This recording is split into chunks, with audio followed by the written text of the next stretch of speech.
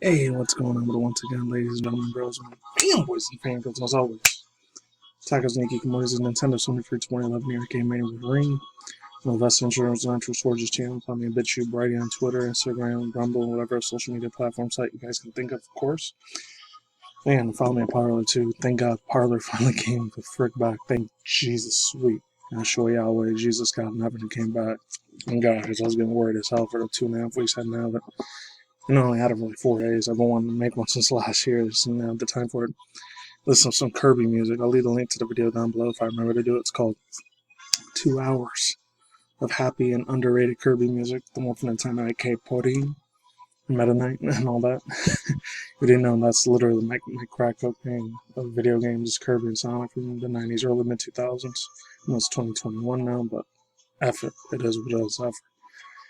This is a real old news. I'm not still going to do a reaction video to this. I know it comes out 2 days from now. By the time you guys watch this, it'll be Wednesday, so it'll be tomorrow for me right now. I'm doing this on Tuesday afternoon, 2 hours after I got off of work. My hotel casino now.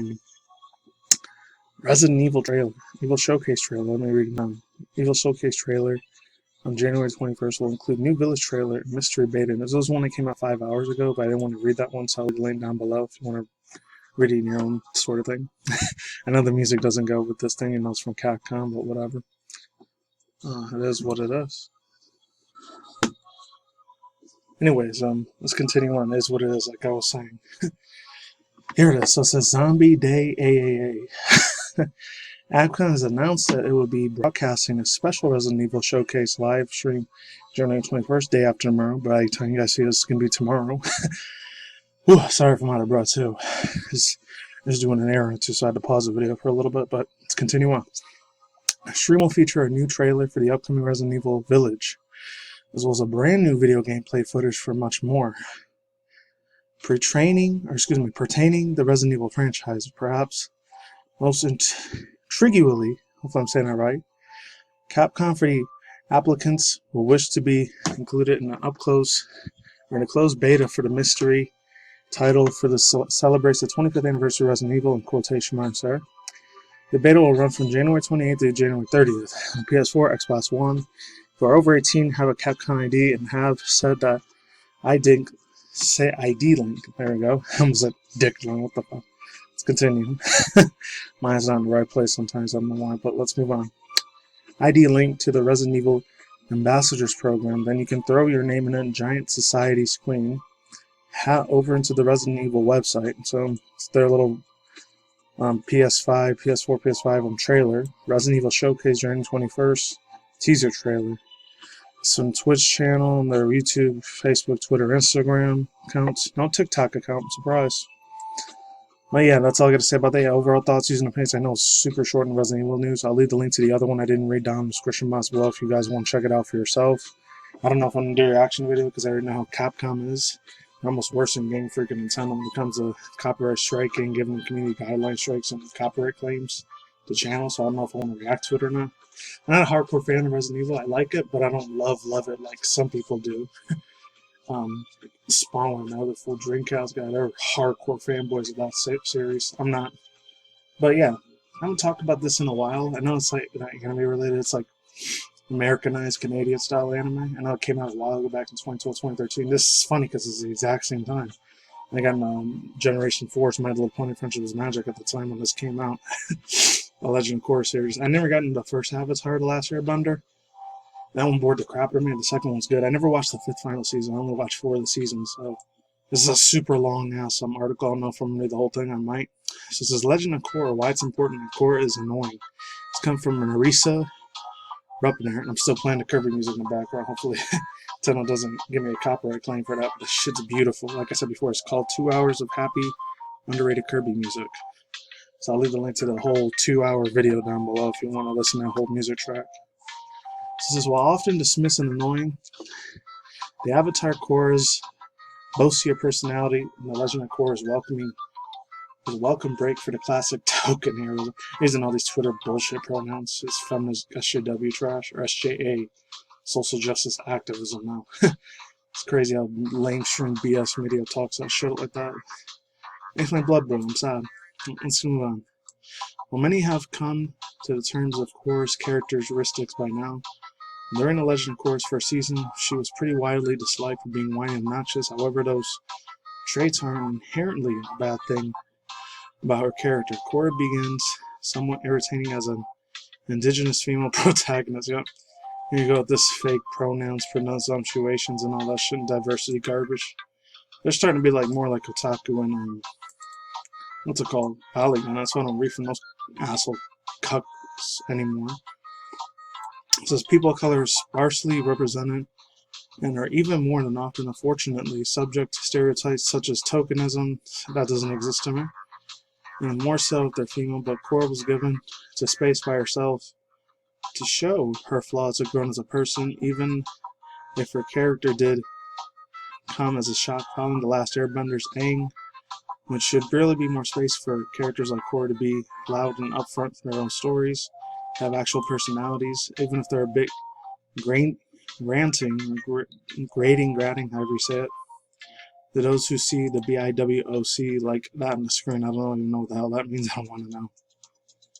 So it also goes on to say, jumping from a fun-loving nomad to a temperamental teenager was a big jarring shift at the first for fans, which likely has contributed at much of the early dislike targeted Korra. In many ways, she's presented as Aang's opposite, starting off in her series as impatient, brash, and hot-headed. Excellent in the physical aspect of being an avatar, and unlike her predecessor, she loves being the avatar, even though eventually she learns of the burden that comes with the title. Aang was cheerful, passive, and adventurous, excelling in the spiritual aspect of his role. He never wanted to be an avatar, but he had to come to terms with it to end the war. While both characters, great development, Korra has gradually touched herself and flaws throughout all 4 seasons. I thought it was 5 seasons.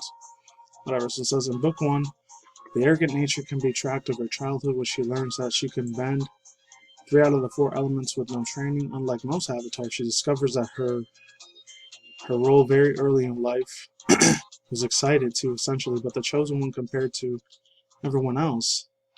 She thought of herself exponentially and different.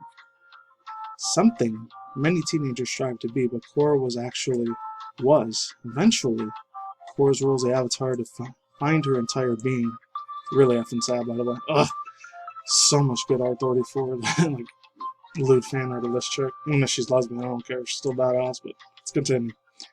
This plays into her arrogance as she grows eager to take down bad guys and establish a reputation for herself in Republic City. Much of Korra's character arcs in the season centers around her trying to learn airbending, an element deeply rooted in spiritualism which she struggles with. Once she loses her airbending, I think, she then thinks that she's prided herself on. She's left feeling defeated. Korra is only able to unlock airbending when she chooses to fight for someone other than herself. She can't be an ego narcissistic bitch then. That's what you're saying. Even though she was a bitch, she was super badass. I loved her freaking personality, but let's move on. Despite these revelations in Book 2, Korra is still stubborn in her mentality and abuses her power. Mentally and abuses her power. Very good. Let's move on. Like when she was activating the Avatar state to win the race. But by the end of that, she once again loses her airbending, albeit temporarily, in the form of losing to Rava. I ever said that. Korra also has her connection to the past avatars severed, meaning that her predecessors cannot come to her rescue again like they did in the end of Book 1. The season ends when her attaining newfound respect for her powers. Oh god, this thing goes on forever. I'm only going to read it up to here, and that's it. Book 4 and Book 5, you guys can read it now. I don't care. This shit's starting to really put me to sleep a little bit. In Book 3, Zahiri goal was to rid of all the world leaders, including her avatar, as she believed that such figurines and her hindrance their true fans and freedom. And Korra, once again, Zahir's an extended experiences up to the point leading to her existing to more harm in her good experience leading and good. I don't know what happened there. Hold on. So I'm back. So this is where I left off at. So almost lost my point there. So it says point leading up to her leader that her to believe that her existence did more than harm than good, which is really, really often sad, to be honest. Yeah, big ass burden and big ass responsibility to have all those 5 superpowers at the same time. It's insane. Alright. Opening that the spirits of the portal brought back the airbenders back, but also resurrected the Red Lotus despite her good intentions. Korra didn't think that her decisions through or unintentionally caused a lot of different sufferings around the world in the new era. No shit, Sherlock. She probably did way worse than she thought. But yeah, overall thoughts and opinions. One thing I wasn't crazy about, they did that whole like shipping thing. They did the whole story thing. Oh, like I gotta ship this person, ship that person, and the other. Like nobody can have a platonic regular relationship anymore. There's all these little Tumblr dipshit asshole cocksuckers there on Twitter. Dumbass mother effers, man. Stupid ass effing people on the planet. We gotta ruin the whole story and the whole format, the world building, and all the background characteristics. And I don't got nothing against the LGBTQIA plus community, even though in my personal opinion they're living in sin. But hey, they want to live their life like that. That's all good. I'm not gonna judge them and be an asshole about it. Some stuck-up Christian a-hole. I'm not gonna do that shit to them. I'm not gonna shove my stuff beliefs down their throat. It is what it is. They want to live their own life the way they want. That's cool with me. As long as it's not hurting or bothering or ending and deleting somebody's life, hey, no, that's okay. What they're doing, and then that's effed up and that's evil. As far as the Korra thing goes, it was a real cool series. I loved all the beautiful animations, the sound effects, all the real beautiful ass female characters in there. And if they were an LGBTQ plus community, I didn't give a shit. Still really sexy pieces of ass in my own personal opinion, beautiful eye candy, and that's it. Especially the R34 and Lou fan art of this chick. Freaking jewel. She's a diamond. I love her. That's all I gotta say for now. Even if she had a bitchy garbage attitude, she's still awesome as fuck to me. That's it. I'm out of here. Lights and bye. I'll see you in the first. Oh, peace out once again, ladies and gentlemen. Fanboys and fingers as always. Tacos and Tomores. I'll see you when I see you guys day or night, wherever you're universe out there. Stay tuned more for your content. Look at the video mainstream news and my news, internet news, Twitter streets, drama news, and that's it. Take it easy. Peace out. My talk out. Lights and bye. I'll see you beautiful, awesome people on the side. Take it easy. I'm gone. I'm out. Laters and I'm gone.